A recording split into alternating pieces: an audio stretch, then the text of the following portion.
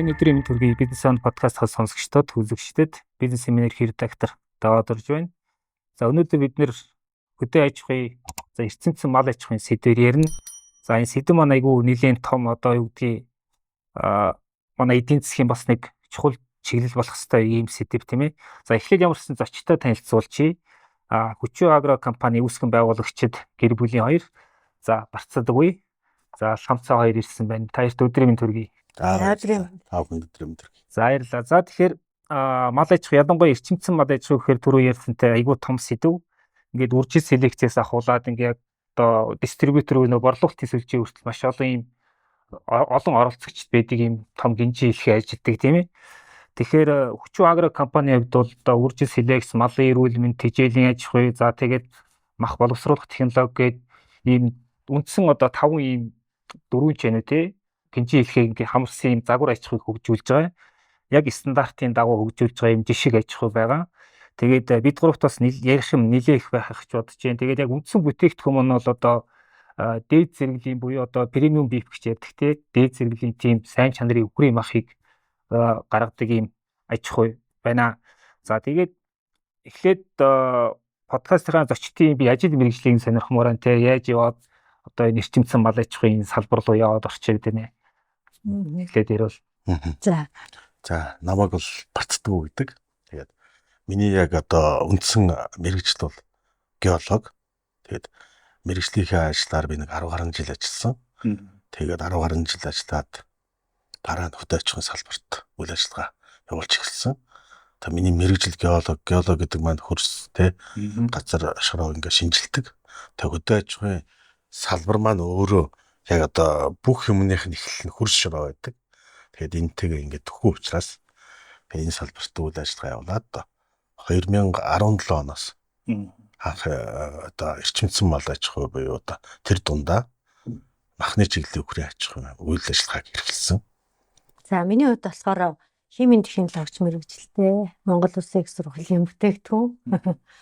Тэгээд эрдэнэ химийн чиглэлээр би бас 10 жил геологийн төв лаборатори гэх хэлд ажиллаж суралцаж тэндээс их сайхан юм мэргэжлийн мэдлэг хоримтлуулсан юм хүн байж байгаа. Тэгээд гэр бүлийнхаа бизнест хүчин зүтгээд нөхрийнхөө хувьд бизнес тусдын болохоор ингээд сүүлийн жилүүдэд хувийн бизнесийн салбар руу орсон байна. Тэгээд яг ерөнхийдөө бол нөгөө битээр ярьдгийг мал байхын чи хариуц, мах байхын би хариуцъя гэх тий. Тэгэхээр нөгөө химийн технологич байх тэрнийг лабораторид ажиллаж исэн тэр дуршлага тэгээд чанар стандартыг ингээд нэвтрүүлж исэн суралцж исэн энэ дуршлагууд маань яг энэ махан дээр ингээд уялдаж орж ирээд тэгээд бас бидний нөгөө энэ бизнесийн зорилго маань нөгөө сайн чанарын бүтээгдэхүүнийг тий эрүүл амьдралыг эрхэмлэгч хүмүүст хүргэе гэдэг юм анхны өнцгөөсөө гарч ирж байгаа болохоор тэгэд ингээд их гоё уялдаад ингээд явж байгаа ийм зүйл байгаа юм да. Тэгээд Монголын мал аж ахуйн талаар би нэг айгу мундаг тийм одоо юу гэдгийг ишлэл уншсан гэх юм уу. Тэрний үг гэхээр за Монголын мал аж ахуйд ингээд зөөлрүүд ингээд гаражт ингээд бүх эд ангийг тараагаад тавьчихсан юм одоо машины юм эд ангиуд байгаа байхгүй юу. Тэгээ хин яаж цуглуулахаа сайн мэдэхгүй те. Уг нь тэрийг цуглуулчихвал айгу гоё супер машин болоод хордлох тийм потенциалтай гэдэг байгаа. Тэгэхээр таярын хувьд харж байгааг үл ирэхэд яг ингээд зүгээр сэтгүүлчийн өнцгөөс харахад бол яг одоо эрчимцэн мал аж ахуй гэдгийг илүү мэргэжлийн төвшөнтэй илүү одоо яг онлайн дагууч гэдэг юм уу. Энд чинь бол бас мөнгөтэй хүн болгон ороод хийдэггүй те. Өрөөгөөч хөрөнгө оруулалтын өрөөгөөч нь гарахад бас нэлийн хугацаа хичээл зүтгэл ер нь нэлийн их юм түүхий юм чиглэл шүү дээ те. Тэгэхээр заавал ягаад ийшээ орохоор болсон ямар үнэт зүйлс тийшээ хөтлөвтэй таярын бас алсын зорилго мөрөөдөлтэй нь бас яаж холбогдоод байна. Энэ анх бол одоо би нэг 2015 онд Финландд нэг тэмцээнд орж ирсэн. Тэгээд Финланд ч өөрөө их тийм махны соёлтой одоо тий махан бүтээгдэхүүнийг хэрэгэлдэг тийм ор. Тэгээд энд бид нарт маш их тийм олон мах зах идчихсэн л да янз янзын махнууд тэр дотор нөгөө Финланд ч өөрөө ангийн мах гэхтэй. Тэгээд тэр хоолнууд дотор нэг тийм үхрийн мах ирсэн. Тэр нь одоогоор бол нэг одоо үхрийн ribeye steak одоо хавирганы нүд мах гэж байгаа. Тэр юм dry aged тийм steak ирсэн. Тэрийг идэж үзээ тэр ангийн махныхаа дэргэд бол илүү их гоё. Надад бол маш их гоё санагтаад энэ махыг л одоо Монголдо бий болгох юмсан. Тэ? Тэгэж тийм хүсэл тэндээс төрсөн. Тэгээд ирээд гэр бүлийнхээ хүндээ хэлээд за би нэг юм гоё мах идчихлээ тий. Манай одоо энийг одоо Монголд яхад гаргаж болохгүй гэж. Монгол одоо өхрийн мах маань одоо ингээд Монгол бий болсон өхрийн мах маань ягаад тийм гоё амттай байж болохгүй гэж гээд тэг хоёулаа энэ тал дээр одоо бизнес хийгээд үзье. Бизнес эрхэлж аж ахуй эрхлээд үзье гэд шийдээд ихнэрдээ хэлсэндээ гэр бүлийн хүмүүс маань намайг аягүй сайн дэмжсэн. Тэг монголч өөрөө мал аж ахуй орно шүү дээ. Яагаад болохгүй гэж гээд тэгээ хоёулаа энийг үүсгэн байгуулад 2017 оноос эхлээд хүрээ цуглуулаад тэгэл судлаал эхэлсэн. Тийм. Тэгээд энд бас нэг үндсэн нэг гэдгсэн болохоор бас нэг хэлмээр санагдлаа. Ер нь бол бид нар чинь ийм сайхан одоо хөрстэй гэх юм уу те их оронтой, их сайхан талбайтай мал аж ахуйн орон мөртлөнгөөсөө эрүүл амьдрах те тэр хэв маяг, эрүүл хооллолт, сайн чанарын хүнсний талаар одоо хэр хүртээмжтэй байгаа, хэр баталгаатай идэж ууж чадж байгаа. Бас энийг олон улсад хэр одоо ингэ таниулж те үнцэнтэй байлгаж чадж байгаа ингээд энэ асуултууд бас ингээд зэрэгцэж орж ирээд би тэр чи хоёулаа байгалийн ухаанд төгссөн ийм мэрэгчлээ хүмүүс чинь нөгөө суур мэрэгжил суур нөгөө мэдлэг ойлголт дээр ингээд орохлоор судлаад орж байгаа юм л да. Одоо бодоход тухайн үедээ бол ингээд харанхуул байсан. Гэхдээ ингээд яаж эдгээр ийм махыг идээд байгаа тэр нөгөө үйлдвэр ген гэж юу яриад байгаа. Тэр стандарт нь юу ингээд тэгэл ерөнхийдөө тэр нэг тийм Америкийн стандарт, Америкчуудын тэр хийгээд байгаа хэм маягийг ингээд бариад авцсан. Тэн дээрээс ингээд судлаад ингээд яваад байгаа юм л да. Тэгээд энэ дээр бол эцсийн дүндээ бол бид нар бол эх орныхоо эрүүл жаргалтай ирээдүйд тойн нэмрээ оруулсан ийм одоо хүмүүс байна л гэдэг энэ утга учир үндсэн дээрээ тулгуурлаад энэ ажлыг хийж байгаа гэж боддог. Гэхдээ энэ бол боломжгүй бол биш тий. Тэр олон ингээд бэлэн байгаа тэр сэлбүүдийг эвлүүлээд нэг гоё ийм Монгол хэв маяг шингэсэн тэр нэг машиныг гаргаж ирээд тавихад Монгол хүний боломж потенциал бүгд байгаа л гэж боддог. Тэр итгэл үнэмшилтэй л хөтлөгдөд өнөөдрийг хүртэл явсан байх тий. Тэгэхээр та түрүүсэн нөгөө мал байх тухай би барцдаггүй байгаас тий махны тухай нэлээд танаас асуугаа явчих гэж бодож байна тий. Та зүгээр яг аж ахуй саяхан бас хөдөөнөөс ирсэн гэж дуусна тий. Одоо танах чи сэлэнгийн алтан бол тий сайхан нутаг. Тэгэхээр та өөрийн аж ахуйгаа яах ингээд дүрсэж одоо маа үзэх сонсогч хэлвэлтэй. Ер нь яг эрцэмцэн гэдэг үг чинь бол одоо бид нар голдуу нөө хууль дүрмүүд дээр голдуу харддаг үг шиг амьдрал дээр ингээд нэг биер мэдэрдэггүй тийм нэг ойлголт байгаад байгаа шүү дээ тий. Тэгэхээр яг танай аж ахуйг ямар гормоор яаж ажилтдаг те ер нь жилийн дөрвөн үйлрэл дээр нь яаж дамжаад одоо энэ аж ахуй ажилтдаг дээр яах ойлголтог бол манай аж ахуй бол одоо Алтан булаг сум. Алтан булаг сумын Сэлэнгийн аймгийн Алтан булаг сум. Алтан булаг сум бол өөрөө ер нь 90% нь баг. Тэгээд бусд нь юм бэлчээр. Өөрөө Алтан булаг сумын онцлог юу гэхээр их тийм нам дор газар байрладаг. Одоо ер нь нийт нутгаараа гэх юм бол бараг л бүгдээр Монгол орны хамгийн нам дор газар нийт нутгаараа гэвэл бараг Сэлэнгийн аймгийн Алтан булаг сум болов.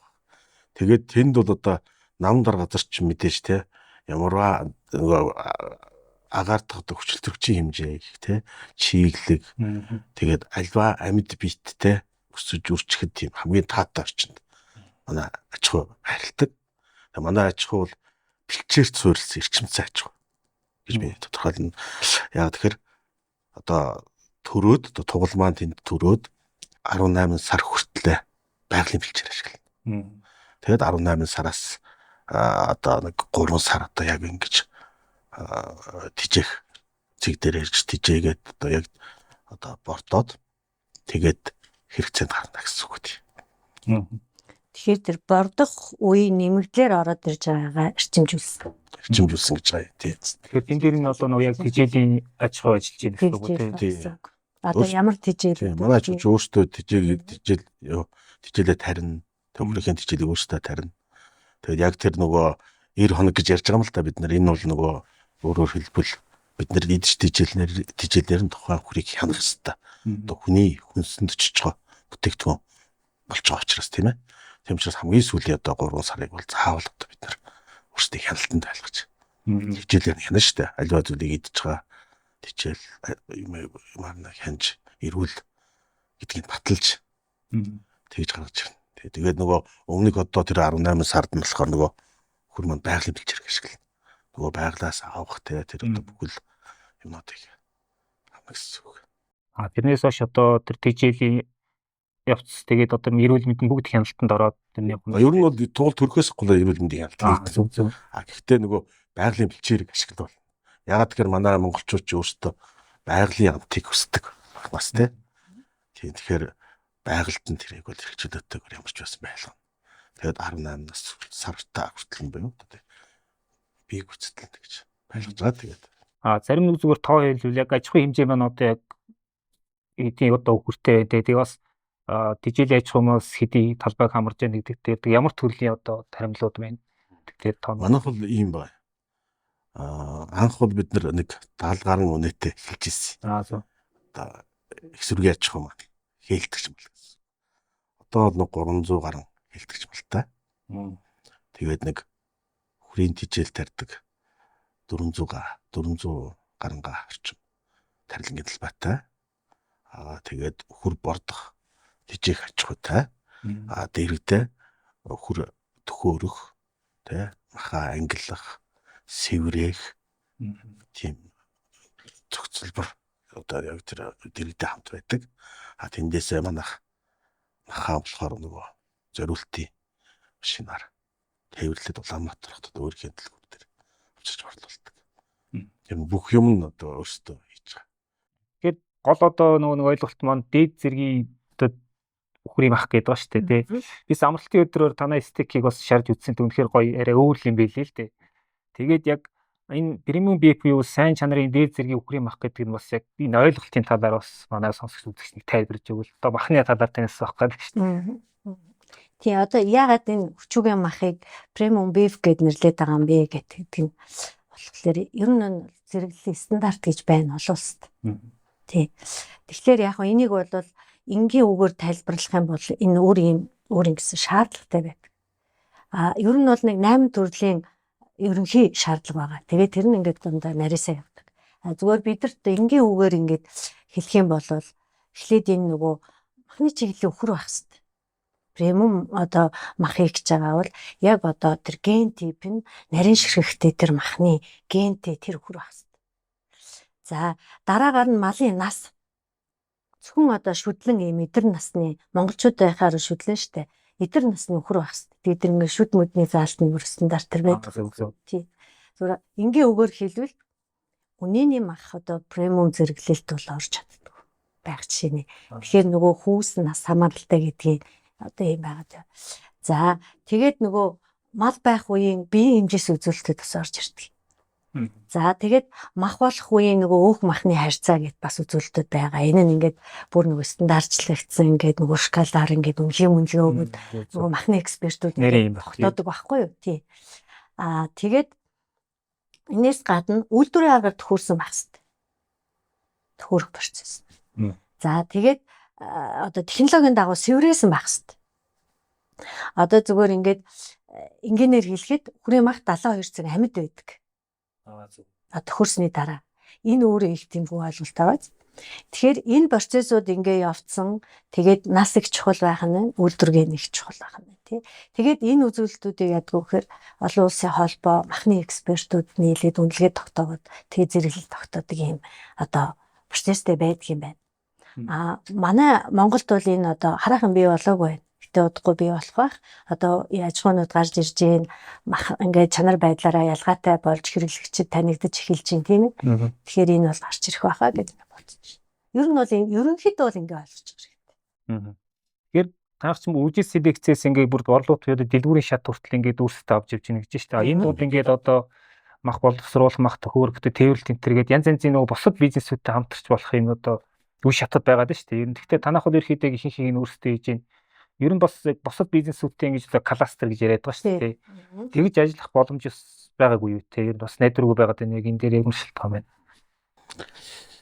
Ер нь бол бид нар яг кластер руу бол шууд чиглэж чадаагүй.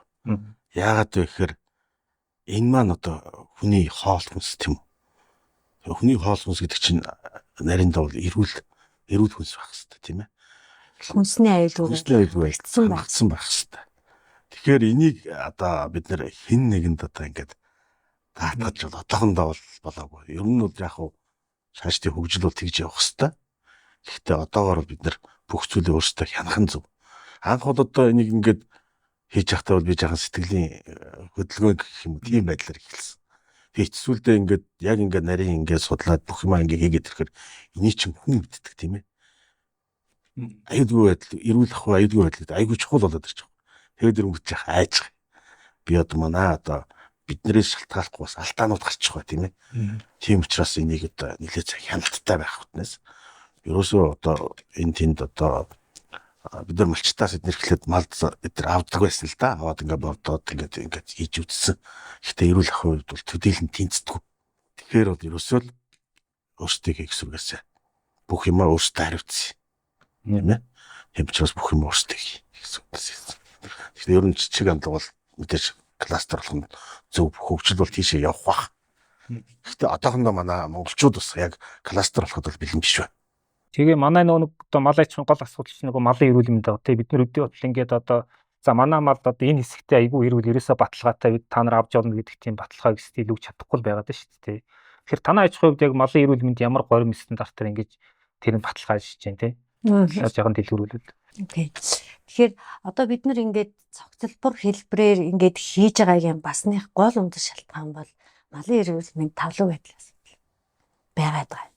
Тэгэхээр ер нь бол сайн чанарын мах бэлтгэх юм бол ерөөсөө тухайн мах болгож байгаа одоо үхрийг гэж яриа шүү дээ тий. Эхийн хөвлөд суугаас нь ихсүүлээд тий танай гэрийн гал тогоонд хүртэл тэр баталгаатай мөшгөж чадах тэр тогтолцоо бий болох шаардлага үүсэдэг. Ер нь бол. За энэний төлөө бол ингээд монголчууд бид нар бүгдээрээ л зүтгэжил байгаа байх. Гэтэл систем маань өөрөө улсын хэмжээнд бүрэн нэг ингээд гоё тогтоод тий малчин өрөх бүр энэ лөө ингээд анхаарал хандуулаад ингээд явж бол хараахан чадахгүй байна л да. Тэгэхээр бид нар бол нөгөө зорилт нь сайн чанарын үхрийн махыг тэгээд дээрэс нь гол нэрийн бүтээгдэхүүн нь стейк байна гэд. Тэгээ стейкний соёл өөрөө шүүрхийддэг. Тэгэхээр шүүрхээгээр нь идэж болох тэр амлалттай бүтээгдэхүүнийг хэрэглэгчэд хүргэнэ гэд анхнаасаа зорьсон чинь энэ донд бид нар ингээд нөгөө кластерлаад ингээд явах гэсэн чинь хүнсний аюулгүй байдлаа хангаж чадахгүй, хяналтаа тавьж чадахгүй байсан байхгүй. Анхандаа бол бид нар бас зориод жишээлбэл махны үйлдвэр дээр хамтрагчтай ингээд яваад тий үхэр дээрээ ингээд малчтаас мал аваад ингээд орох гээд ингээд явсан түүх бол байна. Тэгэд хараахан тэгж чадахгүй байсан учраас зорилтондоо тэмүүсээр агаад өнөөдөр хүртэл өртгөө сүлжээн дээр гараад ирсэн. Гэхдээ энэ нь бол ингээд хамгийн зөв хувилбар юмаа гэж бол хэлэхгүй. Одоо ингээд кластер болоод хүмүүс суралцаад одоо маш олон залуучууд үхрийн аж ахуйраа орж ийн энэ бол талархууштай. Тэ бид нар олон үхртэй олуулаа сайн чанарын мах гаргаж агаад тэгээд дэлхийд дахинд энэ бүтээгдэхүүнээрээ Монголын нүүр царай болоод ингээд явах хүсэж байгаа шүү дээ. Тэгэхээр энэ залуучууд маань ийшээ ороход бидний туулсан дүүх явсан зам хувь нэмэртэй байж магадгүй тийм ээ. Тэгэхээр бид нар энийгээ яриад алдаа оноогоо ингээд бусдад ингээд таниулаад тэгээд ингээд тодорхой хэмжээнд хөгжиж ирэх юм цагт штетрүүгийн кластер гэдэг үүсэх юм байна гэл ийм үлээтэй байна. Кластер болоод ирэхэд махны үйлдвэрийн хэсгийн хин нэгэ хариуцдаг болж гин тий одоо үржил селекцийн хин нэгэ хариуцна гэд ингээд явахад бол энэ өөрөө манай хөдөө аж ахуй дотор мал аж ахуй үйлдвэрлэлтэй энэ салбар тэгээд дээрэс нь хүнсний үйлдвэрлэл тэгээ хоол үйлдвэрлэл худалдаа гэдэг ингээ ороод ирэх юм бол энэ далайн шиг их сэдв маш том кластер тий. Тэгэхээр одоо хүмүүс бүгдээрээ л ийшээ зүтгэж байна. Тэгэхээр хамгийн гол үндэс бол одоо малын эрүүл мэнд өгөөд малчин өрөх бол бүр эрүүл сүрэгтэн болохыг одоо хичээх хэрэгтэй. Тийм ээ. Одоо манайх бол эрүүл сүрэгтэн болъё гэдэг ингээ зорилттой ажиллаж байгаа. Тий? Та 5 хүүхэдтэй байна уу, 1 хүүхэдтэй байна хамаагүй. Та эрүүл сүрэгтэн өрөх болоо. Тэрний төлөө ингээд чармаагаа тэмцээ явах юм бол бидний энэ хөгжил чинь маш ойрхон байгаа л гэж хэлмээр байгаа байхгүй. Нэг бэлчээрийн тал дээр мэдээж танаа ачхууд арай илүү бэлчээр бас арай гайгүй хэсэгт байгаа гэж ойлгож байгаа тий. Тэгэхээр ерөн зүгээр тий давуу талтай. Ерөн зүгээр нийт ингээд том зургаараар бол манай бэлчээрийн менежментээр бас юу анхаарах хэрэгтэй байна те. Яг хоёрын хувьд ямар ажилт хийж чадуу те. Тэгээс өөрийн аж ахуйд яг бэлчээр гэдэг дээр бас ямар бодгийн бодлого менежмент хэрэгжүүлж байна. Мэдээж эрдцэмцэн гэхээр одоо тэжээлийн аж ахуй давхар ажиллаж байгаа ч гэсэн тал хугацаанд нь бол байгалийн бэлчээрээр явж штэ. Бэлчээр бас бэлчээрийг бид нэр судлах хэрэгтэй гэлээ. Тэ. бэлчээрт байгаа ургамлуудыг те одоо ямар нөгөө хөр хонь ямаа мал маань те Монголын мал маань бэлчээрээс ямар ургамл идэд ямар шинжтэй тийм таримлууд ургамл иддэм бэ, ашигладаг бэ гэдгийг бид нэр бол ихний ээлжинд судлах хэрэгтэй юм шиг надад санагдаж байгаа. Монголд бол өөрөө ерөнхийдөө бэлчээрээ судалсан байдаг юм бэл. Гэхдээ одоо манай Монголын чинь одоо нийтдээ бараг 50-60% нь бэлчээрийн дарааталд орсон шүү дээ. Одоо бэлчээр гэхээр бас бүх юм нь органик одоо бүх юм нь ориг гэж бас ойлгож болохгүй. Тухайн бэлчээрт бол одоо бас малын бид сүрэг нөлөө үзүүлдэг ургамлууд байдаг гэсэн. Тэр болгоныг ингээд нарийн сайн судлах хэрэгтэй. За манай аж ахуйн хувьд бол Алтан булаг сумдаа бид нэр сүдэ аж ахуйг сургуулээ. Судлаач эрдэмтд дээр яг нөгөө өөрсдийнхөө отрын бүс нутагтаа ингээд судалгаа шинжилгээ хийлгэжсэн. Бид нар бол тодорхой ингээд нөгөө хуучин уламжлалт нөгөө арга технологич нь бэлчээр суурилсан дээр ингээд явж байгаа шүү дээ. Жишээлх юм бол бид нар тусландаа бууж гин өлжөөндөө одоо үлжиж гин тэгээд намар хавартаа бас ингээд тодорхой хэмжээнд бэлчээр сэлгэж байгаа. Тэгэхээр энэ нөгөө нэг нүүдэлдэг тэгээд нөгөө нэг бэлчээр сэлгдэг эн чинь өөрөө бэлчээрийн менежмент тийм ээ. Нэг буудал дээр олон буугаад байгаа айл бол тэр орчмынхон бэлчээрийг айгүй ингээд дараа жил нь сэрэхгүйгээр ингээд дороотолд оруулдаг. Тий. Тэрнийг бол бас ингээд тодорхой зарчим болгоод явж байгаа. Дээрээс нь болохлын зэрэг байгаль дээлд хүмүүсийг одоо ингээд байгальдаа ээлтэй аялдаг байгаа ч гэдэг тэр бас уриалдаг. Тэ бидний ингээд аялал маялал энэ юмнууд маань бас ингээд хөрсийг ингээд дороотуулахад бас хувь нэмэртэй байдаг тий. Зөв малыг яаж тарган болгоод ингээд ашиг шим авах вэ гэдэг ч юм уу юм юмнууд бас бид нар ярьж хэлээл ингээд явдаг. Азийн хөгжлийн банкны нэг судалгаан дээр бас бичсэн байсан л тугаасаа Монголын мал аж ахуйн бас нэг өөр хамгийн том сорилт нь малчид өөрсдөө байгаад байна. Ингээд дандаа юм одоо юу гэдгийг уламжилт гэх юм уу одоо юу гэх тийм арга барилаар зүгээр толгойд анхаарад яг тийм одоо юу гэдгийг менежер үйлдвэрлэгчийн сэтгэлгээгээр ингээд ерөөс хандахгүй байна гэд тэгээд байгаа хэрэг тий. Тэгэхээр таярын хувьд бас одоо юу гэдгийг ер нь яг ингээд цэмцэн мал аж ахуй гэдэг тийм шин соёл шин хандлага түгэх гээд явж штэ. Ер нь яг малчдын маань одоо юу гэдгийг өөрсдийн сэтгэлгээний байдал ямар байгаад байна. Энэ эсвэл өөрчлөгдөж болох боломжтой юм уу эсвэл зүгээр цаг хугацаа шийдэх гэдэг юм. За одоо тэрийг хамаагүй ярьж болох юм. Цаг шийдэх баг. Би түрүүний нөгөө нэг бэлчээр гэдэг дээр яг уу би одоо жишээ нь дэлхийн нийтэд болохоор шүү дээ Европын орнууд бол бэлчээрийг сайжруулдаг байхгүй. Дороотуулах сайжруулдаг. Монгол орны бэлчээрийн мал аж ахуйн мах бол дэлхийн хамгийн номер 1 хамгийн сайн мах гэж одоо манай ихэнх одоо монголчууд маань одоо хэлдэг. Яг үнэндээ бол шүү дээ тий. Дэлхийн нийтэд бол ямар махыг хамгийн үнэтэй мах вэ гэвэл бэлчээрийн малын мах үнэ. Гэхдээ тухайн бэлчээрийг шүү дээ ингээд гашаалаад одоо 3 жил доройч 3 жил гашаалаад энэ дотор байгаа бүх ургамлыг судлаа тий. Тэр гашаа руу ямар ч одоо хүн амт мал оруулахгүй. Дээрээс нь бүр зэрлэг амтнч оруулахгүйгээр ингэж гашаалаад тэгээд 3 жил тэр гашааг одоо тэр бэлчээрийг ингээд гашаалаад хамгаалчихна шүү дээ. Тэнгүүт тэр бэлчээрт одоо тэр бэлчээрийг ашигласан өхрөө оруулаад одоо тэр бэлчээрийг ашигласан өхрийн мах бол одоо хамгийн үнцэнтэй мах болж өртөг байхгүй. Бид нар айгүй мундаг лаг мах иддэг гэдээ одоо тийм л мундаг махтай байсан бол тий гадны оронд бидний махыг авъя гин шүү дээ. Хамгийн дөрөв Монгол малын мах бол бэлчээрт байдیں۔ Энэ хамгийн сайн мах гэж яагаад авахгүй байгаа юм? Энийг бид нар бодох хэрэгтэй. Бид нар хийдэм л одоо өөрсдөө мундаг сайхан мах иддэг гэж өнгөрч болохгүй. Үнэхээр тийм бол гадны тэр хөрөнгөтөн хүмүүс ч одоо яагаад бидний махыг авахгүй байгаа юм? Нөгөө бэлчээрээ судлаагүй.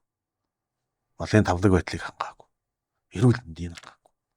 Ийм шалтгаанууд байгаад байгаа. Тэгэхээр гурван хүмүүст хэрэгтэй мэдлэг мэдээд өгч байгаа зарим нэг юм дээр зүгээр юм зэлтгүү шууд яриа л гэж хүсэхээр. Тий, хамаагүй юмэрчээр энэ одоо Монголын бэлчээрийн малыг одоо муулдагшгүй юм болохгүй гэж байгаа байхгүй юу? Тэрэнд бол яг хамаагүй хэлээ. Яг үннийг мэдчих хэвээр хүмүүс. Хүмүүс бол угаасаа асуудлаа мэдчихэж байгаа шүү дээ. Тий. Яг яаж шийдэхээ сайн мэддэг бол тэгээд таярын хувьд бол ингээд ийм жишг үлгэр жишээ одоо явж байгаа шүү дээ. За бэлчээрийг тэр асуудал юм байна. Танах ч бас нөгөө dry age гэдэг ийм нэг юм өрмөц бас нөгөө хураа аргаар одоо боловсруулах сэврэх гэх юм уу тийм одоо ерхийгээр ойлголт хийж байгаа даа л яг dry age гэдэг нөгөө мах боловсруулах технологиг бас жаахан тайлбарж өгвөл те.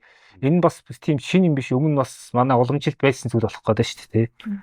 Dry age гэдгийг бол одоо яг Европоос үүсэлтэй. Европчууд ихвчлэн англичууд dry age өхрийн махыг dry age уу сэврэлж зөв сэврэх гэж. Dry age гэдэг маань өөрөөр юу гэсэн үг вэ гэхээр одоо хасах 2-оос нэмэх 7 градусын хооронд тодорхой чигшэлтэй тийм орчинд өхрийн махыг одоо 14-өөс одоо 60 хоног бүр 90 хоног ч юм ингээд сэврээсэн өхрийн махыг одоо dry age өхрийн мах гэж. За энэ хугацаанд өхрийн маханд юу болдог вэ гэхээр нөгөө өхрийн маханд байгаа тэр өөх тийм ээ өөхөнд байгаа уургууд ингээд задарч тийм их гоё амттай болдог. Дээрээс нь бас амттай шүүслэгтэй, шимт хичээлтэй зүйл болдог. Ерөөсөө энэ процесс. Манай монголчууд ярьдаг шүү дээ. Одоо та тэр уламжлалыг ярьж байна. Өхрийн мах удацсмаа юм болдог те гэж ярьдаг шүү дээ. Тэр шиг одоо ер нь хавар ингээд нөөцлсөн өхрийн махаа ингээд манай өвөмнөр бол ингээд сарвчандаа ч юм уу ингээд агуулгатай ингээд өлгцсөн байгаа л тэгэл тэрнийг ингээд аваад хоолыг идэх тэгэхээр хачин гоёмттай байдаг шүү дээ. Ер нь тэр процессыг бас тэр процесстэй адилхан л гэсэн. Гэхдээ яг тодорхой температурууд байх хэрэгтэй. Юм температур хэтрэхээр бас асуудал үүснэ. Гэхдээ энэ чинь процессоос дараа өөр технологи. Шал өөр технологи тий. Ер нь энэ dry age процессыг бид нэр анх одоо Монголд төгшүүлэх гэж их юм болсон. Би бол ингээл нөгөөдхөө ингээл анх бүр ингээл гэрийнхээ балкон дээр хүртэл хийж илээ л та. Ингээд балкон дээр бахуулгач нь нөгөө температурыг ингээд нэг термометр тавьчихна. Анх ингээд туршиж үзье л гэж байгаа байхгүй юу. Тэрнээс биш үйлдвэрлэлд оруулаагүй байх үү те. Ингээд хүүтэн болоод ирвэл балкон хаалган голчихно. Нөгөөд чи халуудад ирэх юм бол хаагаад балконыхаа салхивчийг нээчихнэ. Ийм маягаар дээр ингээд эхлээс нь ингээд хийж үзчихсэн. Гэхдээ ингээд яг нөгөө Монголын цаг уурч өөр штэ. Хуурай ширүү урамсгалтай ш манайх чинь. Тэгэхээр яг энэ нөхцөлд ингээд тохируулах одоо dry age-ийг бол одоо бид нэр бас нэг 2 жил шахууц туршиж ийж. Тэгээ энэ туршилтын хугацаанд бол баг би бол 50-аад өхрийг бах өмхөрүүлчихсэн. Тэгээд энэ маань явсаар байгаад ямар ч байсан ингээд амжилттай байсан. Одоо бол ямар ч байсан бид нар манай аж ахуйн хувьд нэг 14-өөс 45 хоногийн dry age-ийг бол яаж гээл болгох чадах юм. Тэгээ dry age стейк бол их гоё амттай шүү дээ. Та эдсэн гэж байна те. Ер нь dry age-ийг ингээд зөв хийх юм бол тэр стейкийг ингээд идэхэд ингээд тухайн махны одоо тийм хоолоод ингээд янз бүрийн одоо малын мах гэхээр ингээд зарцдаг шүү дээ өөх нь. Тийм зарцалт бол байдаггүй. Ингээд гоё бүр шингдэг те. Идэл байх юм бол идэл идэх тийм болчихсон шүү дээ. Ямар ч идэл байхад шингээд идэх. Малын эрүүл мэнд дээр ер нь бас яг хоног нөгөө юугаа хугацаагаар нэрвэл ямар горим яаж ийн хэдийд нь одоо эрүүл мэндийн тэр тарилга тэр нэгээд тэгээ нэдлаганаас өмнө ямар хугацаа энэ тэр танай стандартыг ямар байна тэнд. Манайх бол одоо ер нь бол малын эрүүл мэндийн чинь улс хариуцдаг байхгүй. Тий. За тэгээд тэр хүрээндээ бол улсаас вакцин хийдэг. За вакцины товлолт өдрүүд бол яг нөгөө хүүхдээ вакцин хийдэг шиг яг тийм товлолтой байгаа. Тэгээд тухайн бүс нутагт бас ямар өвчин юу байна, тийм ээ, их усүр тархалт байна гэд тархар зүйрчийн тэр судалгааны үндсэн дээр бас тогтдог юм бэл. За манайх бол яг л зарчмынхаа дагуу вакцин юм хийлэгдэг. За вакцин хийлгэсний дараагаар бол шууд мах болж ийн үгүй бол энэ бол боломжгүй л дээ. Ер нь бол одоо айлын технологид бол тийм байх боломжгүй юм байна. Тэгэхээр вакциндаа хамрагдчихээн. Дээрээс нь манай хашаа хорооны хариуцлага хийж байгаа. За нөгөө малын өвчин чинь гоц алдуурт тэгээд зооносын тэгээд паразитлах гэдэг ингээд 3 үндсэн төлөвт хуваагддаг байхгүй. Тэгэхээр яг гоц алдарт өвчнөд бол вакцинууд хийж тийм ээ. Зооносын өвчнөд ч бас хийж байгаа. Паразитлах өвчнөөс бол яаж урьдчилан сэргийлдэг вэ гэхээр нөгөө ариутгалын харгаар урьдчилан сэргийлдэг байхгүй. Тэгэхээр энэ юмнууд маань хийгдэн. Тэгээ ер нь бол мал өөрөө дархлаатай, сүрэг өөрөө дархлаатай байхад бол өвчлөлийн шалтгаан бол үүсэхгүй шүү дээ. Тэр малчин өвдөхгүй байгаа бол ямар антибиотик хийх юм? Тэгэхээр манайх бол ер нь бол антибиотик бол баг хэрэглэхгүй. Тэгэхээр антибиотикийн хяналт яваад л тэгээд ингээд одоо сарын дараа төхөрдөгч гэдэг юм уу? Ийм тогтсон манайд бол юм байхгүй. Ер нь бол урьдчилан сэргийлэх юмнуудаа хийж чинь.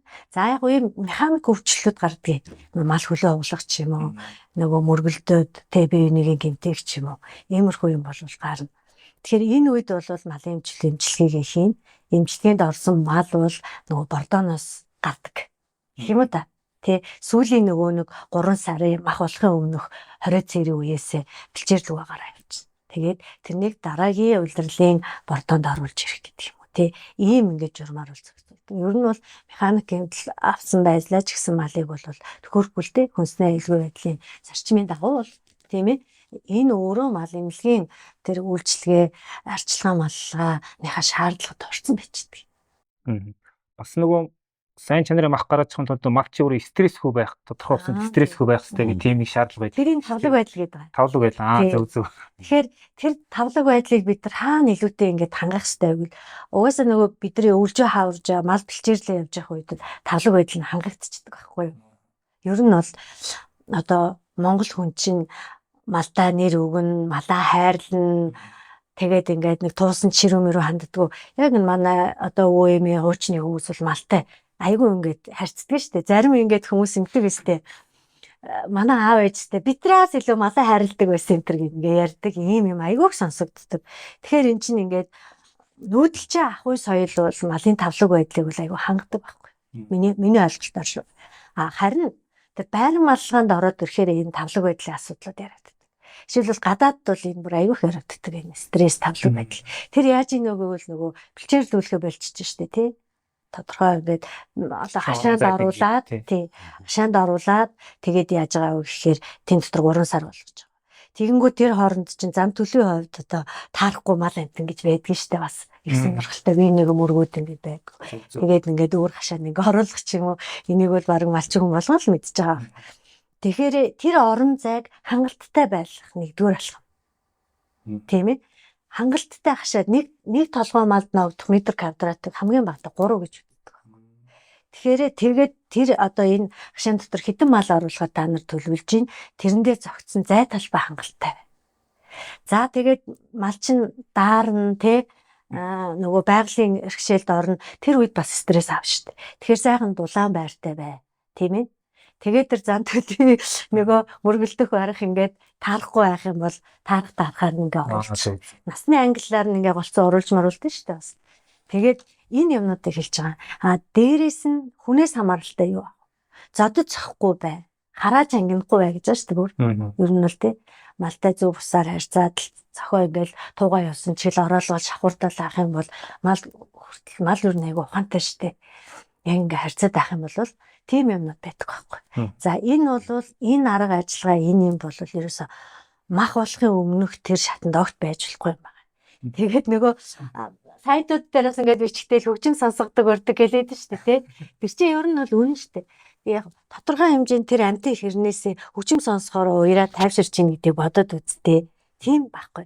Тэгэхээр тийм одоо мал амтантай харьцах хэмжээний төвшөнд бас малын дэмрэнгүү хандах хэрэгтэй. Тэгэд энийг болохоор малын тавлаг байдал гэдэг. Тэгээ энэ дээр би нэг бас нэг юм нэмээд л хэд. Ер нь бол хүр үлэн шүү дээ. За хүр гэдээ ярьчихаа тийм бусад малч гэсэн адилхан. Зум бол халуун стресстэй. Өвөл бол хүйтэн стресстэй. За өвөл болоод ирэнгүүт нөгөө байгалийн бэлчээр маань шим дижилэг болно шүү дээ. Шим дижилэг болчдөг. Тийм учраас тэр одоо хатсан өвс навч одоо тэр ургамлыг идээд хүр мал бол ингээд турдаг шүү дээ. Тэгээ тураад ирэх юм бол тэр өхөр бол ингээд тархлаан сулган тий. Тэгэхээр яг ингээд стресс гэхэд яг стресстэй л ирнэ шүү дээ тэр чинь. Одоо яг идчихсэн шиг гоё бэлчээр нь байхгүй болоод ирэнгүүт малч гэсэн стресс. Тэр үед нь бид нар ингээд тижилд оролцдог байхгүй. Нөгөө намар бидний бэлдсэн яг одоо тухайн үед шимтжилтэй үед нь бэлдсэн өвс тий өөрсдийн тариалсан үр тариа нэрээр ингээд нөгөө малын чинь бүр их тийм одоо айтаахан хоол сайхан хоолтой газар оруулаад ингээд одоо ингээд тижиж байгаа байхгүй. Гэхдээ ер нь бол өхөр миний харж байгаагаар 14 хоног л стресстэй. Тас биднэрт бол нөгөө тижэл дасгах хугацаа гэдэг нь 14 хоногийн дараа яг л нөгөө тэндээ ингээд тас нэг яг нөгөө тижэлээ сайхад л ингээд таргалаал ингээд ерөөсөө ингээд төнгөчөөл ингээд ерөөсөө нэг тийм хэрэгчлээд болж ирдэг байхгүй. Тэгэд хөөх бол мэдээж тэр стресст амжихгүй үед нь амжихааргүй байх үед нь төхөөрдөг тийм аргууд байдаг. Тэрийг бид нэр хэрэглэдэг. Тэгэхээр энийг би бас түрүү нөгөө премиум гэдэг дээр орхигдуулчих. зөв. Энэ айгүй гол үзүүлэлт байдаг Тий. байхгүй. Энэ мал одоо махбалхынхаа өмнө тавлаг байдал нь хэр хангагдчихсан. Тийм ээ. Олон улсад бол энэ яг ингээ асуудаг гэсэн үг. Тэгэхээр энэ аюул чухал үзүүлэлт. Тэгээ даашаа буцаагаад махны чанар шууд нөлөөлдөг. Махны бүтцийн өөрчлөлт нөлөөлдөг гэсэн. Гол төлхөр ойлголтойхан тий. Тэгвэл түр тэжээл гэдэг дээр бас зүгээр миний бас ингээ энэ сэдвийг судалж байхад олж мэдсэн юм юу гэхээр за мал бол ингээд одоо яг өнөөдрийн байгаа уламжлалт байдлаар бол одоо бэлчээрээсээ тодорхой юм шимт тургамлууд уураг одоо юмнууд авж байгаа шүү дээ тий. Одоо хүнтэй л адилхан уураг эвдэс нь үрс усгээд бүхэл юм авах хэрэгтэй шүү дээ тий. Гэтэл одоо бэлчээр маань ингээд 30 40 жил өмнөхтэй харьцуулахад доройтсон шимт тургамлын хэмжээ нь багассан тий. Хичнээн одоо ингэдгийн идээдсэн ч гэсэн ингээд юм сайн уураг авч чадахгүй шимтгэлийг авч чадахгүй байдаг ийм үзэгдэл байдаг юм л. Тэгээд тэрнээс болоод яг өмнөх нэг 30 40 жилийн өмнөхтэй харьцуулахад амьдын жин ингээд тоон өссөн мөртлөө амьдын жин буураад тэрүүгээр эдийн засгийн үр шиг тэр нэг юунд борцсон тийм үзүүлэлт байгаад байлээ. Тэгэхээр юу гэдгийг одоо бэлчээрээс авж байгаа нэг хэсэг тийм гурав юу байна шимт хичээлээ дараа одоо танай тэжээлийн яшгугаас авж байгаа дээр нь бас нөгөө нэг эрдэс гэдэг нэг хэсэг баг шиг байна те. Тэрийг ер нь яаж малддаг юм. Тэр чинь бол одоо бэлчээрээс авахд бас хүндрэлтэй болчиход байгаа юм л те. Одоо энэ хэсэл Эрдсийн хангамж те. Эрдэс тэжээлийн хангамжийг бол бид нар бол яхаа худалдаж авдаг. Тэгээд гэхдээ манай ч нэг сайхан юм шүү дээ. Манай монголч бас их сайхан баян орон эрдсээр одоо манай Увс аймгийн Шүдэн уулын давс бидний хэрэгэлдэг жамц давс шүү дээ. Тэр давс бол одоо малын тэр давсны хэрэгцээг бол өстө бүр супер хангадаг. Гэвэл тэгж харддаг. Ер нь манай энэ сүүний өхрийн аж ахуйн эрхлэгч ч гэсэн ерөөсөө энэ л хамгийн супер нэрсэн да гэд. Гадаад оронд бол ингээд давсыг янз янзын минералтай ингээд нийлүүлээд найруулад холиод ингээд пресслээ шахаад ингээд гатуу хэлбэртэй болгоод өгдөг байхгүй. Тий. Манад бол тэр шүдэн уулын давсанд бол маш их минералууд байдаг. Тэгээд дээрэс нь бид нар ч өөрсдөө одоо тэр кальц, магний одоо тэр шаардлагатай эрдсийн дутагдлуудыг нөхөх тиймэрхүүцүүдийг л худалдаж авч. Одоо ингээд 90-ад оноос хойш ингээд мал аж ахуйн аягүй сонир болч та би юм уламжлалт юм шиг эсвэл одоо юу гэдгийг яг зөв үр ашиг нь бодохоор ингээд аягүй үр ашигтай муутай бүтэмж муутай юм л болчиход байна л да. Тэгэхээр одоо яг уламжлалт тэр нэгдлийн үе юм уу бүсгүй тэрний өмнөх одоо тэр мал хариулга тэр нь уламжлалт технологиудаас бид нэг юу суралцж болох вэ? Яг өнөөгийн одоо орчин үеийн зах зээлийн шаардлагууд нийцүүлсэн аж ахуй хөгжүүлэхэд тэндээс бид нэр юу авч болох вэ гэдэг дээр хариуц судалгаа ажиглалт хийсэн баг тий.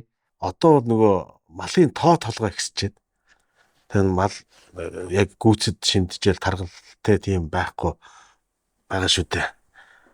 Тэгэхээр нөгөө малалгаа тий бэлчээрээ хайрлах одоо сэлгэн бэлчээрлүүлдэг байсан шүү дээ. Манай монголчуудын үед бол одоо намайг бага байхад бол манай өвөө эмээгийн нутагт бол за энэ жил бол тэр бэлчээрийг идүүлэхгүй тийшээгээ бэлчээнэ гэдэг ингээд энэ юмнууд нь бол одоо бас биднэрт одоо хэрэгтэй байдаг. Яагаад тэгэхээр бэлчээртэй манай өхрийн аж ахуйн одоо жилийн 4 удирлын 3 удирдал нь одоо бэлчээртэй шүү дээ тий. Тэгэхээр бид нэр тодорхой хэмжээ нөгөө малж байгаа малчныхаа үгийг бас их сонсдог байхгүй.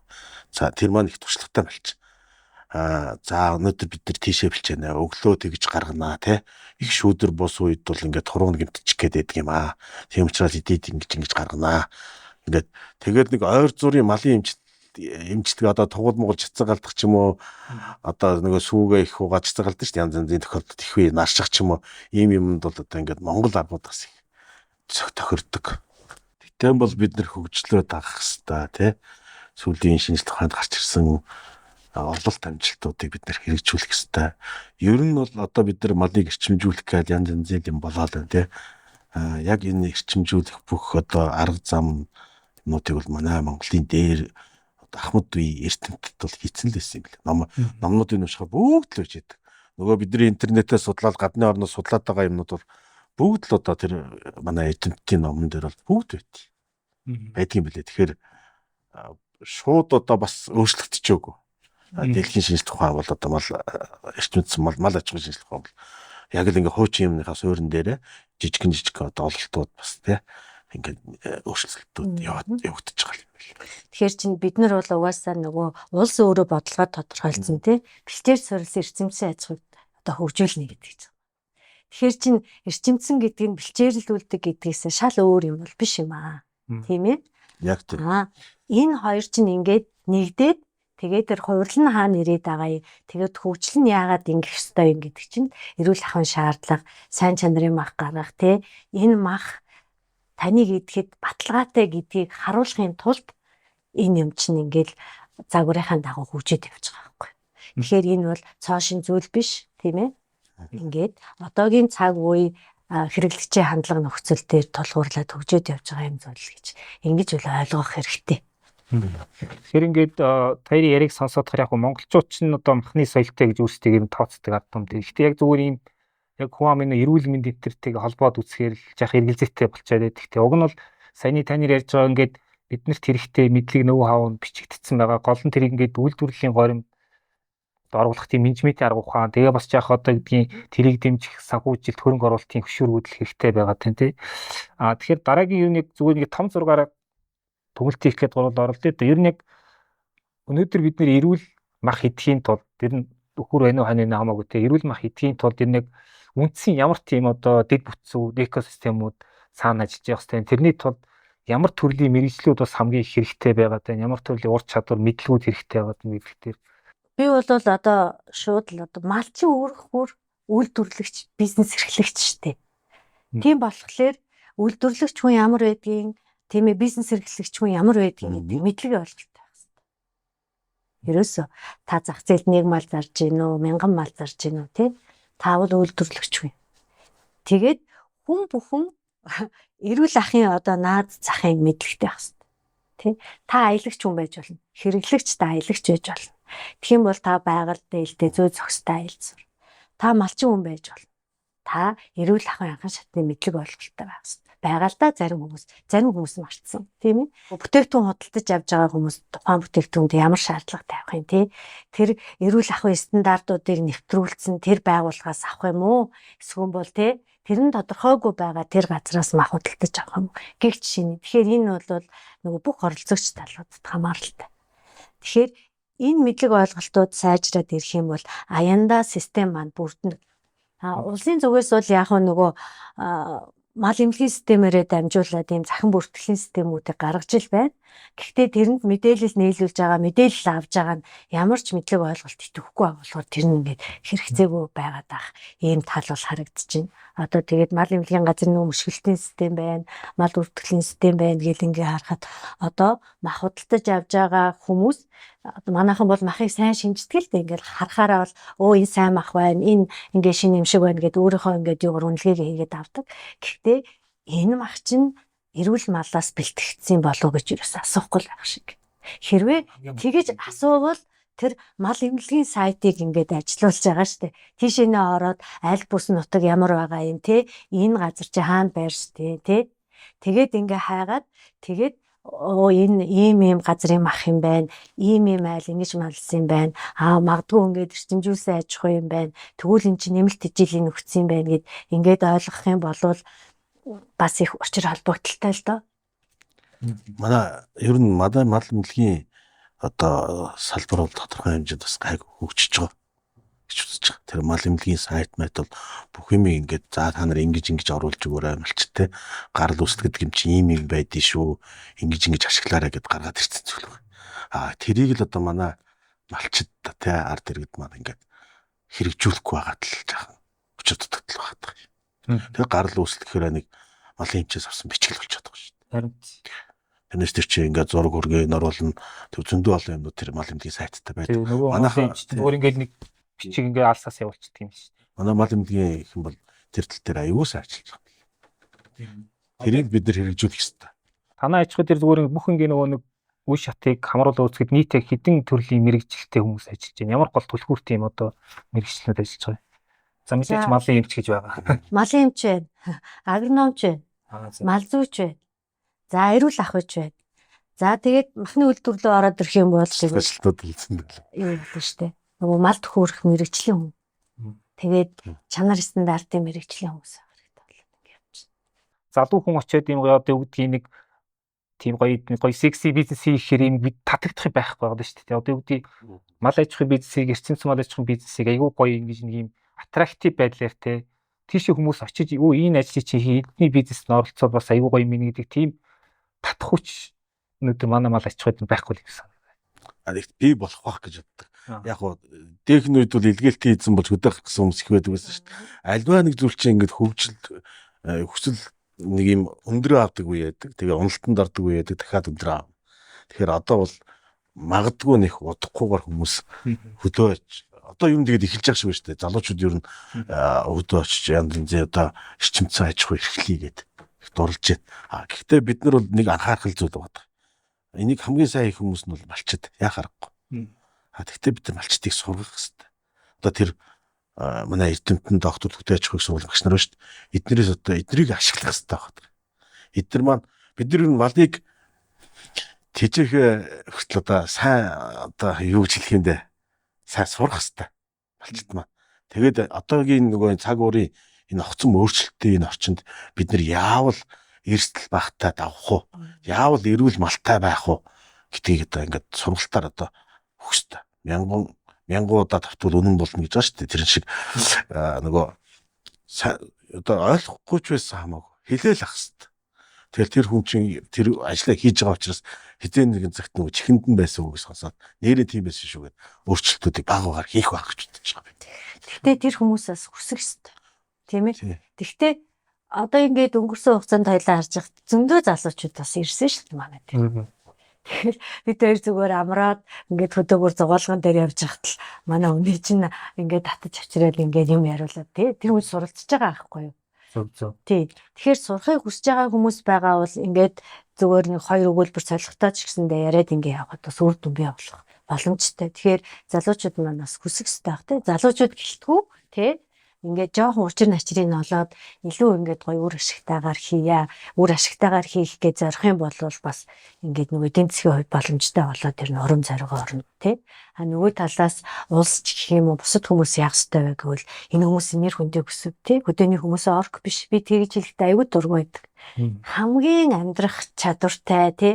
Хамгийн ухаантай, хамгийн сэрг ухаантай хүмүүс тэнд байна. Тэ гагцхүү тэр хүмүүсийн менежмент одоогийн энэ нөхцөл байдал тохирсон үр ашигтай энэ үйлдвэрлэл бизнесийн их арга ухаан л олохгүй гэж би бол хараад байгаа байхгүй. Одоо эрчимцэн мал аж ахуйг төрөөс их дэмжиж гэж шүү дээ.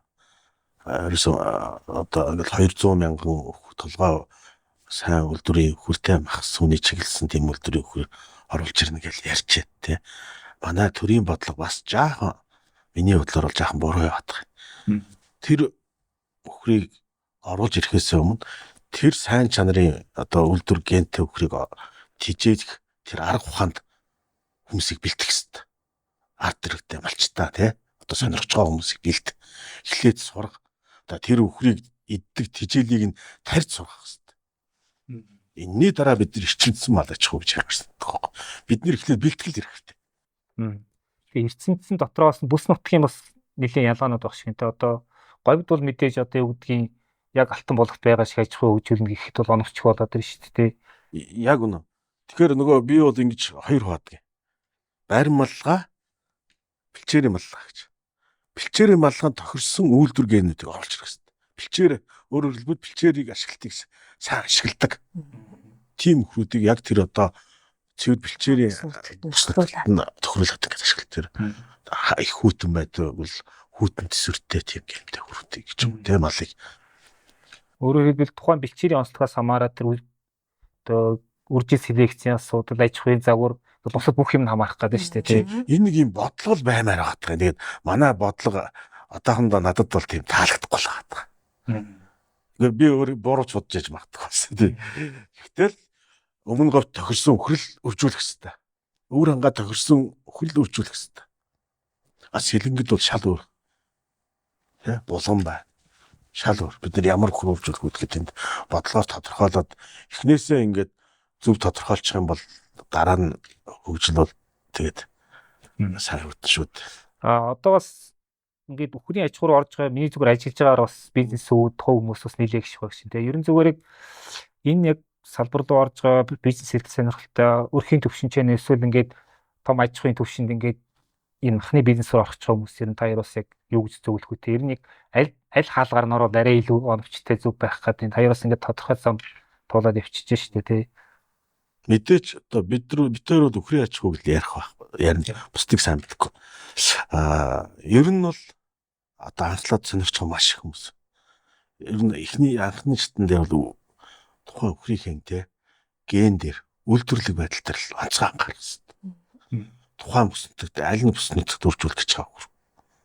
Итгэж дээр анхаарах хэрэгтэй. Тэгээд дээрэс нь маш сайн судлах хэрэгтэй. Тэрнээс биш одоо ингээл тэр өхрөл тийм сайн тэр үйлдвэр өхрөл тийм онцгой сайн гэдэг юм бол байж болно. Ерөнхийдөө бол дэлхийн нийтээр юу гэж ямар чиглэлд өхрийн аж ахуй явж байгаа вэ гэхээр шүү дээ. Би нэг Америкт бол нэг өхрийн сургалтанд сурсан.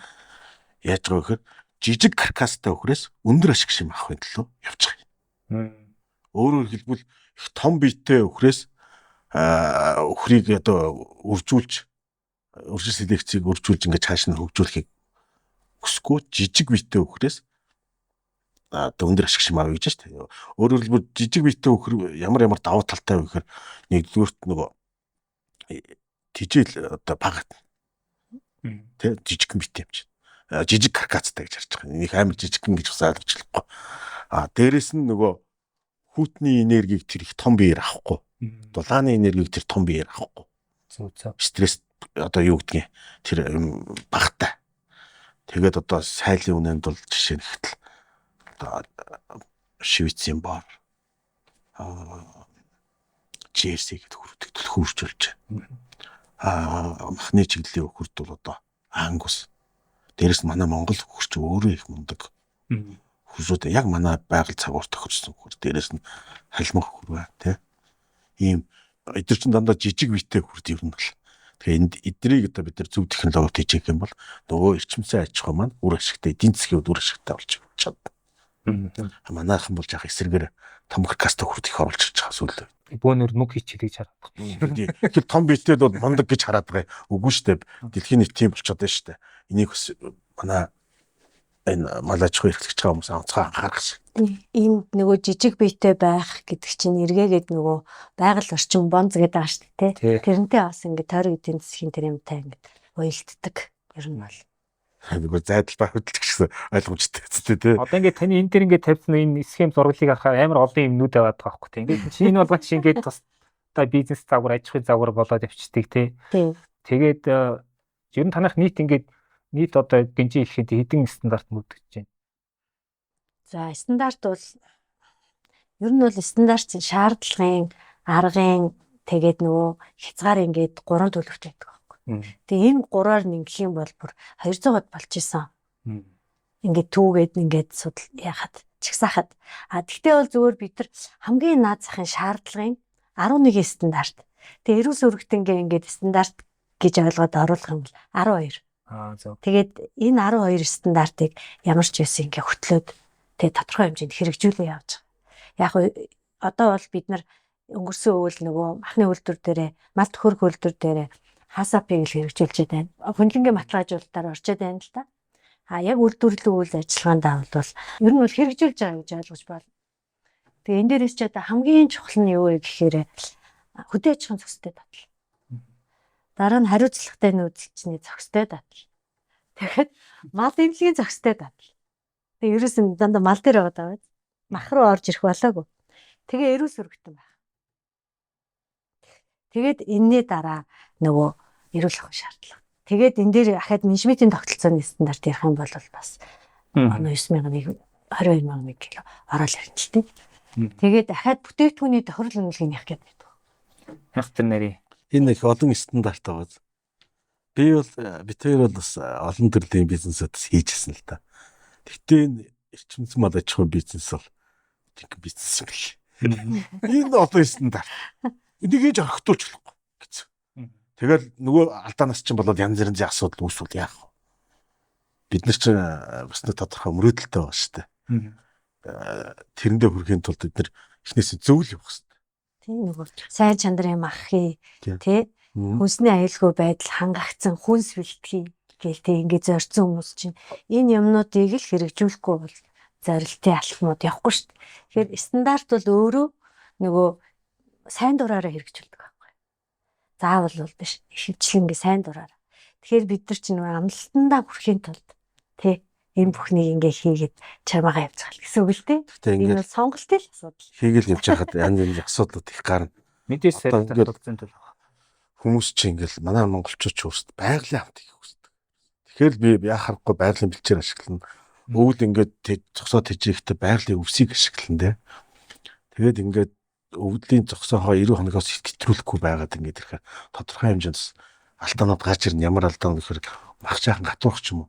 Тим юмнууд гарч ирдэг. Тэгэл одоо энийг нь яацсах хэрэгтэй байлаа гэл ингээл эргээл судлах. Хин ингээд аюу нарийн ажил юм байл шүү дээ. Ингээд зөндөө. Тэгээд хоёрын хийж байгаа ажил бизнес үнэхээр гоё санагдаж байна. Ингээ үлгэрчээ цаашдаа ингээ үүдгийн энэ талын холбоотой мэдлэг нөө хав юм түгээх юм төвлөрөл одоо хүнтийн төв болох гэдэг шүү дээ тий. Тэгээд одоо нөө махрууга нэг хальт ороод арахгүй бас алах байхаа тий. За махан Улаанбаатарт ингээд тодорхой ингээд стейк болоод янз янзын ангилсан бүтээгдэхүүн болоод ирж штэ. Тэгээд танай дэлгүүрт очиж үзсэн айгу гоё санагдсан үг гэхээр ингээд ийм хууш нэг Европын ингээд хотууд явж хахад энэ баач иргээд нэг гоё дэлгүүрүүд байдаг штэ. Ингээд орохоор ингээд бүтээгдэхүүн тэгээ ажууд нэгээ бас ингээд хоолж унтлах тийм орон зайтай тий. Нэг өвөрмөс орчин санагдсан байхгүй. Тэгээд дэлгүүрийнхэн бас концепцийг сонирхуулж өгвөл тий. Бас энэ ямар нэг соёл лайфстайлыг бас орчлоод байгаа шүү дээ. Баачар шоп гэдэг нь бол ерөөсөө манайх харуул махны дэлгүүр л гэсэн үг л дээ. Олон төрлийн мах, янз бүрийн ангилгаа, амтлагаатаагаар ингээд санал болгодог. Ийм газар. Тэгэхэд одоо ерөнхийдөө яг баачар шоп энэ ангилсан махны хэрэглээ бол Европ соёл, тийм ээ? Монголчууд бол ерөнхий ангилгаагаар л иддэг шүү дээ. Тэгээд 1 2 дугаар зэргийн 3 дугаар зэргийн мах гэдэг тэгэл хаагуй нуруу царай гэл ингээд дөрөв хэсэгт ангилаад идчихдэг. Тэгэхээр энэ юу бол ангилгаа бол бүр ингээд 54-өөс 200 гаруй нэр төрөл болж ингэж ангилагддаг юм. Баггүй. Тэгээд энэ ангилгаа болгон хоол бүхэн зориулагдсан байдаг. Энэ ангилгаагаар ийм л хоол хийдэг гэд. Ингээд бүр энэ Европ соёлтой бол тийм юм лээ. Тэгээд тийм учраас энэ баачар шоп гэдэг зүйл хөгжсөн юм байна. Тэр бүс нутаг газруудад. Тэгээд яг хөө ингээд яваад олон л тэр янз бүрийн газрын бас овоо хэдэн махны дэлгүүр энэ юмар орсон. Тэгээд явж байгаад энэ хамгийн сүүлийн үеийн тренд концепцийн одоо өөрийнхөө тэр жижигхэн талбай дээр ингээ хийя гэдгсэн нь яг уу тийм функционал концепцлтой ангилсан махаа зарж болж байна. Хөлдөөсөн махаа борлуулж болж байна. Дээрээс нь идэхийг хүссэн хүнд нь шараад өгч. Тийм ээ гэд. Тэгээд дэлгүүрээр одоо нөгөө мах авж байгаа хүн чинь мах дагсан нөгөө бусад порцийн хэрэглээний юмнууд хэрэгтэй. Тэгэхээр тэрний нь бас тодорхой хэмжээнд санал болгож байна. Тэгээд нэг ийм концепцтэй ийм газар бол нийсэн манайх 3 жил болж байна. Тодорхой хэмжээний бас үйлчлүүлэгчтэй болцсон л байж байгаа. За. За тэгэхээр нэг зүйл тодруулаад ирнэ ингээд подкастаа төгсхий гэж бодож байна. Одоо ингээд мэдээж түрүүн таяч гэсэн хэлээ ингээд яг бүгдийг ингээд өөрсдөө хариуцаад угаасаа цаашдаа байнга явахгүй те ингээд тодорхой хэмжээнд бизнесүүдтэйгээ хамтарч эхлэнэ, хүмүүстэйгээ хамтарч эхлэнэ. Ерөн зүгээр одоо ингээд хүрээ маа подкастыг сонсоод сонирхож байгаа хувь бизнес эрхлэгч хүмүүсээ бас ямар байдлаар та нартай хамтарч болох юм те юун дээр үн цэнийг нэгтгэж болохоор байна гэдэг дээр ярил. За тэгэхээр чинь манай энэ маань бас их баялаг байгаа те их баялаг их гоё сэдвүүд байгаа. Би бас тодорхой хүмүүст ингээл хандаал бүтээгдэхүүн туршаал ингээл байж ин л та. Тэг чинь одоо энэ малын дотор дайвар түүхэд байна. Одоо ингээд мах гарч байгаа учраас малаас тэр гарч ийн. Тэнгүүд манайх чинь нөгөө их усрын баталгаатай мал нь нэрвэл учраас энэ нь нөгөө Монгол эмийн найрлаганд ордог гэсэн үг. Ингээд бид бас нийлүүлсэн байна. Эндээ бол би их баяртай. Тэгээ юу нөгөө үн цэнэгүй болоод таах гэж эрүүл мэндийн юм баталчих юм бол бүр хүнийг авардаг те эм тангийн бүтээгдэхүүн болж хуурж штэ энэ чинь. Тэгэхээр энэ чиглэлээр бол ингээд байж байгаа. Тэгээд дээрэс нь өөхрөн тосоор нь органик савн хийх гэх те. Дахиад энэ байж гин. Дээрэс нь болохоор танах одоо сүргээ сайжруулах гэж байгаа бол манайх бас тодорхой хэмжээний нөгөө үржлийн мал нийлүүлэх боломжтой байгаа тийм ээ. Бас өсвөр хөр худалдаж авах боломжтой. Өсвөр хөрийн аж ахуйнууд манайтай хамтарч хийж болно. Зөв. Тий. За тэгээд мах боловсруулах махны үйлдвэрүүдтэй хамтарч болж гин тийм ээ. Ахаад нөгөө нэг арьс шир гарч байгаа. Сайн чанарыг нөгөө нөх мөхгүй ийм сайн чанарын арьс хүрээ арьс тодорхой хэмжээнд хэрэгтэй байгаа бол бид нар нийлүүлэлт хийх юм боломж угаасаа бүр нээлттэй байна. Туршигдсан байна бас. За тэгээд дээрэс нь нөгөө өндөр зэрэглэлийн ресторанууд байна тий. Ялангуяа энэ 14 байна уу? Тэрнээс дээш хоногийн dry aged байна уу? Тэр стейкний махаар ингээд одоо онцлог байдлаа илэрхийлсэн ийм ресторан меню гаргая гэвэл хамтрахад одоо бэлэн байна тийм ээ. Дээрээс нь одоо битэрийн бас нэг зарайд байгаа гоё юм бол одоо энэ юмнуудыг бид нар ингээ ярьж хэлэхэд бас бэлэн байна тийм. Үнэхээр та хүсчихвэл бид нар ингээд чиглүүлээд яриад хэлээд ингээд ноу-хаугаа хуваалцъя. Ер нь бол товчхоноор хэлбэл эрүүл хөө чанар стандартыг гүн гүнзгий сайн ойлгодог. Тийм юм сэтгэлээсээ ханддаг хүмүүстэй бол бид нэр бүхэл талаараа хамтарч ажиллах боломжтой. Тэгээ хаана очиж уулзах болохгүй. Хаач болно. Манай пэйжээр дамжуулаад ороод ирж болно. Манай 2 утасны дугаар байгаа. Өчүүгээд нөгөө хайх юм бол гараад ирэх байх л та. Өчүү CGM гээд манайх сайт бол байгаа. Биднээс цаашдаа нэг фарм тур маягийн юм хийх гээд байгаа. Тэрүүгээрээ бас тодорхой хэмжээнд сургалтууд. Тэгээ өөрсдийнхөө манайх бол 9 жил болж байна. Сургалт юм да тийм ээ. Өөрсдийнхөө мэддэг юм гэдэг хүнд хэрэг болох юмнуудын чадхатаараа хүмүүст хэлж өгье. Тэгээ хамтрах хүмүүс бол одоо тийм хүмүүстэй л хамтрана. Бид нэр хүнс нийлүүлж байгаа. Тэгэхээр одоо шууд хэлж явах хэрэгтэй тийм үү тийм. Таяр ер нь цаашдын 15 жил 10 жилийн стратеги гэвэл бас яг тэн дээр зүгээр стратеги талаас нь үзэж хэлэх зүйл бизнес талаас нь суух тийм.